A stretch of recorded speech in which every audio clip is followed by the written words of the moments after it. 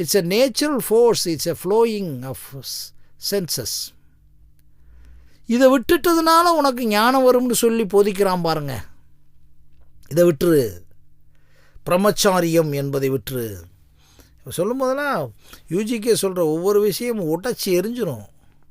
ஆனால் ஒரே ஒரு இடத்துல தீர்க்கமாக இருக்கிறார். இயற்கை கொடுத்த ஒன்றை, இயற்கையினுடைய நிகழ்வுகளை உணர்றாயா? அப்படி பார்த்தேன்னு சொன்னால் இது எப்படி நீ இல்லைன்னு சொல்ல முடியும்? அதை சொல்லாத அப்படின்னு சொன்ன உடனே அவர் ஒதுங்கி போய் விடுகிறார். ஆனால் அதை திருப்பி சொல்கிறாரு. அப்படி ஒரு தாந்திரீக முறையாக இருக்கிற ஒரு விஷயத்தையே நம்மால் இன்டர்பிரட் பண்ணிட்டாங்கன்னு சொல்கிறார் கடைசியில். அது இந்த மாதிரி தாந்திரீகம், இந்த மாதிரி விஞ்ஞானபூர்வமான செக்ஸ் முயற்சிகள், ஆராய்ச்சி எல்லாம் பண்ணி இன்றைக்கி அழகான வழக்கு ஓடிக்கிட்டு இருக்கு. அதன் மூலம் அந்த கார்ப்பரேட் சாமியார் அழகாக வெளிவந்து விட்டார். ஏனென்றால் சட்டப்படி அது இல்லை. சட்டப்படி இருந்திருக்கும் என்று வைத்துக்கொள்வோம். இப்படி தாந்திரீக ஆராய்ச்சி செய்வதெல்லாம் சட்டத்தில் குற்றம் என்று ஏதாவது ஒரு சட்டத்தில் இருந்திருந்தாலோ, அல்லது இந்த மாதிரி ஒரு வழக்குகள் நடந்திருந்து அதற்கு ஒரு ரூலிங்ஸ் வந்திருந்தாலோ இந்நேரம் வெளியே விட்டுருக்க மாட்டாங்க. நினச்சி பார்த்தீங்களா? அதனால்தான் அவர் சொன்னார், நான் சட்டப்படி குற்றமே செய்யவில்லை. நிச்சயமாக சட்டத்தில் இல்லைன்ட்டான்.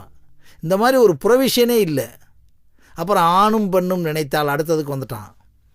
இதை எதுக்கு சொல்ல வர்றோம்னா, இதையெல்லாம் சொல்லுவார்கள் நண்பர்களே என்று தான் யூஜிகே கூறுகிறார். அப்போவே இப்படியெல்லாம் சொல்லி அதெல்லாம் ஒன்றும் இல்லை, ஏன்னால் ஞானமே ஒன்றுமில்லை என்று சொல்லக்கூடிய அதே நிலையத்தை சொல்ல. அப்போ ஒரு இயக்கமாக உணர்ந்து கொள்.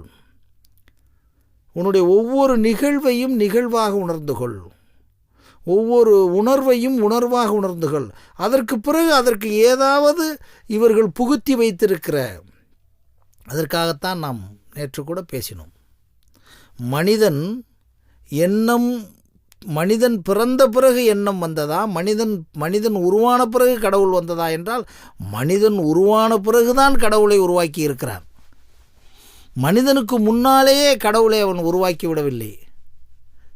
மனிதனுக்கு முன்னாலே இருந்ததாக சொல்லுகின்ற அத்தனை உயிரினங்களையும் வைத்துக்கொள்வோம், அங்கே கடவுள் இல்லை. மரஞ்செடிகளுக்கு என்ன கடவுள் இருந்தது? மனிதன் உருவானான், அவனுக்கு எண்ணம் உருவாகியது, பயம் உருவாகியது. இதை பிரித்து கொண்டாலே நிச்சயமாக மனிதனால் உருவாக்கப்பட்ட அத்தனை விஷயமும் மனிதனால் அழிக்கப்பட வேண்டும், மனிதனால் எரிக்கப்பட வேண்டும், மனிதனால் உடைக்கப்பட வேண்டும், எல்லாம் செய்யலாம். ஆனால் மனிதனால் உருவாக்கப்பட்ட ஒன்றுதான் அனைத்தும் என்பதில் தீர்க்கமாக இருக்க வேண்டும் என்பதை நாம் உணரத் தொடங்கினாலே யூஜிகே சொல்லக்கூடிய அத்தனை விஷயங்களும் விளங்கும். இதில் நாத்திகம் என்ற வேடோ ஆத்திகம் என்ற வார்த்தையே இல்லை. இது உண்மையியல். அஸ்பர் யூஜிகே ஸ்டேட்மெண்ட், ஒரு உண்மையை சொல்ல முயற்சி செய்திருக்கிறார், அவரே வாழ்ந்து. நான் என்னிடம் இவ்வளோ ஒரு பெரிய சேஞ்சஸ் நடந்திருக்குன்னு சொல்கிறீங்களே, அது ஒன்றும் இது இல்லைப்பா, என்னுடைய ஹார்மோன்ஸை சேஞ்சஸ் பண்ணியிருக்கு. சாதாரணமாக இன்றைக்கு சில வியாதிகள் வரும்போது உடம்பெல்லாம் பல மாற்றங்கள் ஏற்படும். அது மாதிரி ஒரு சேஞ்சஸ் ஏற்பட்டிருக்குது. அதனால் நீங்கள் இனிமேல் என்னை அதுக்காக எதுவுமே நினைக்க வேணாம் என்று சொல்லாதீங்க, அதை வச்சு ஒரு பெரிய கோவில் கட்டிடாதீங்க என்று சொல்லுகிறார். அப்புறம் இன்னொரு இடத்துல ஒரு நல்ல ஒரு கேள்வியை கேட்குறார்கள். உடலுறவு கொள்வதற்கு எண்ணம் தேவை என்று நீங்கள் நினைக்கிறீர்களா? நிச்சயமாக. உனக்கு காலையில் எழுந்து இரவு வரை வேலை பார்த்து கொண்டிருக்கிறாய், தாம்பத்திய உறவெல்லாம் முடித்துவிட்டு அலுவலகத்துக்கு வேலை பார்த்து கொண்டிருக்கிறாய் என்றால் 24 மணி நேரமும் உனக்கு எண்ணம் இருக்கிறதா? அப்போ அதற்கு எண்ணம் வேண்டுமல்லவா? அப்போ தான் சொல்கிறாரு அழகா, நிச்சயமாக இல்லாவிட்டால் அது எவ்வாறு செய்யப்பட முடியும்? அதுக்கு சொல்கிறார், எல்லா செயலுக்கும், உடலுறவாக இருக்கட்டும், சாப்பாடாக இருக்கட்டும், தாகமாக இருக்கட்டும், எல்லாமே ஒரு எண்ணம் தோன்றணும். உடலியல் உந்துதலில் தோன்றுவது ஒரு நிலை, உணவினுடைய பாங்குகளில் உடலில் தோன்றுவது ஒரு முறை, உணர்வுகளின் பாங்குகளில் தோன்றுவது ஒரு முறை. எல்லா தோன்றலுக்கும் அடிப்படை காரணம் எண்ணம்தான் என்பதை யூஜிகே அவர்கள் கூறுகிறார்கள். உடலுறவுக்கான உணர்ச்சிகளை தட்டி எழுப்புவதை எண்ணமின்றி செய்வது முடியாத காரியம். தொடர்ச்சியான எண்ணமிடுதல் தான் ஒருங்கிணைப்பாளர் ஒருவர் இருக்கிறார் என்ற மாயையை கொடுக்கிறது. ஆனால் இங்கே ஏதோ இந்த மாதிரியெல்லாம் நடக்கிறதுக்கு ஏதோ ஒரு மீடியேட்டர் இருக்காருன்னு சொல்லிக்கிட்டு இருக்காங்க.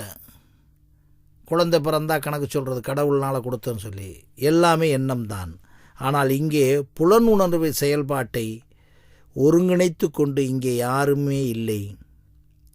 உணர்ச்சி பதிவுகள் வெகு வேகமாக நடக்கின்றன. எனவே நினைவாற்றலால் அதை பிடித்து வைத்து தன் கட்டமைப்பிற்குள் வைத்து இதுதான் அது என்று கூறுவதற்கு வாய்ப்பில்லாமல் போய்விடுகிறது. அதுக்கு முன்னால் அழகாக குறிக்கிறார். என்ன குறிக்கிறார் சொன்னால், உணர்ச்சி பதிவுகள் வெகு வேகமாக நடக்கின்றன. இப்போ நம்மளுடைய கட்டமைப்பை அகவழியாக புரிய முடியாமல் இருப்பதற்கு ஒரு காரணம் சொல்கிறார். நேரமில்லைன்றான். ஸ்கூலுக்கு பையனை கூட்டி போகணும், ஆஃபீஸ்க்கு போகணும், இதுக்கு இடையில் டிராஃபிக் இடைஞ்சல். காலையிலே ஒவ்வொரு மனிதனும் காலையிலே 5:30 மணிக்கே தயாராகிறான். அதுவும் இந்த காஸ்மோபாலிட்டன் சிட்டியில் வாழக்கூடிய நண்பர்களெல்லாம் பறந்து 10 மணி ஆகிவிட்டால், அப்போ நம்மளுடைய கட்டமைப்பிற்குள்ளே அகவழி பயணத்துக்குள்ளே வருவதற்குரிய சூழலே அமைய முடியாமல் துடித்து கொண்டிருக்கிறோம். அதைத்தான் சொல்கிறார், உணர்ச்சி பதிவுகள் வெகு வேகமாக நடக்கின்றன. எனவே நினைவாற்றலால் அதை பிடித்து வைத்து தனது கட்டமைப்பிற்குள் வைத்து இதுதான் அது என்று கூறுவதற்கு வாய்ப்பில்லாமல் போய்விடுகிறது. ஒரு அழகான செல்லப்பிராணியை நீங்கள் பார்த்து கொண்டிருக்கிறீர்கள். மறுகணமே அது தனது வாயை திறக்கிறது. அதன் வாயில் உள்ள பற்கள் வெகு அவலட்சணமாக இருக்கக்கூடும். அதன் அழகான முகத்திலிருந்து அவலட்சணமான பற்களுக்கு நீங்கள் நகர்ந்து விட்டீர்கள். பின்னர் வேறு எங்கோ நடைபெறுகின்ற வேறு ஏதோ விஷயத்திற்கு போய் அதை நீங்கள் பார்த்து கொண்டிருக்கிறீர்கள். இங்கு நான் ஒரு விஷயத்தை கூற விரும்புகின்றேன். ஒரு பொருளால் கவரப்படுவது இயல்பானது. அவ்வாறு கவரப்படவில்லை என்றால் நீங்கள் ஒரு பாறை. புலன்களுடன் கூடிய உடல் ஒரு பாறை அல்ல. கரெக்டாக சொல்கிறாரு.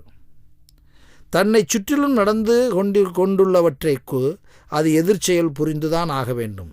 இந்த உடலை தொடுவது உங்கள் பக்தியோ அல்லது உங்கள் மௌனமோ அல்ல. மாறாக உங்கள் கோபம், உங்கள் மோகம் மற்றும் அங்கே நடைபெறுகின்ற எல்லாமே தான்.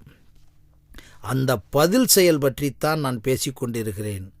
நான் மொழிபெயர்ப்பதில்லை.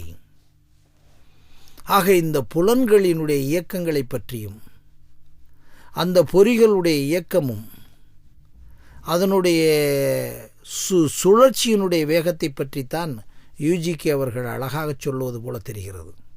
எப்படி சொல்லுகிறார் பாருங்கள். நீங்கள் புலன்களுடன் கூடிய ஒரு உடல், நீங்கள் ஒரு பாறை அல்ல. தன்னை சுற்றிலும் நடந்து கொண்டுள்ளவற்றிற்கு அது ஒரு எதிர்ச்செயல் புரிந்துதான் ஆக வேண்டும். இந்த உடலை தொடுவது உங்கள் பக்தியோ அல்லது மௌனமோ அல்ல. ஆனால் உங்கள் கோபம், உங்கள் மோகம், எதெல்லாம் இந்த உடலை சுற்றி நடக்கின்றதோ, இந்த இடத்துல நீங்கள் நன்றாக சிந்தித்து கொள்ளலாம். கனவற்ற உறக்கத்திலே நம் நினைவெல்லாம் இழந்து இருக்கும்போது, நினைவை இழக்கக்கூடிய எந்த நிலையிலுமே இந்த உடம்பை சுற்றி நடக்கின்ற ஒரு விஷயங்கள் நினைவில்லாமல் இருக்கும்போது நமக்கு அதுக்கு ரெஸ்பான்ஸ், எதிர்ச்செயல் அல்லது பதில் செயல் இல்லாமல் இருக்கலாம்.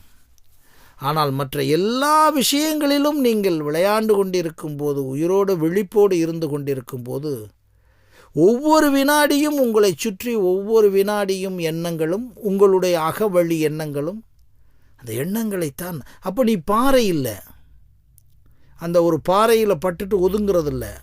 அப்போ நீ ஒரு சென்சிட்டிவிட்டி உள்ள ஒரு மனிதன். அந்த மனிதனுக்கு விட்டுட்டு நீங்கள் இன்னொன்று இல்லாததெல்லாம் கற்பனைக்குள்ளே போயிடாத. அதிலிருந்து தப்பிப்பதற்கு நீ ட்ரை பண்ணுற. ஆனால் உன்னுடைய உணர்ச்சியினுடைய வெகு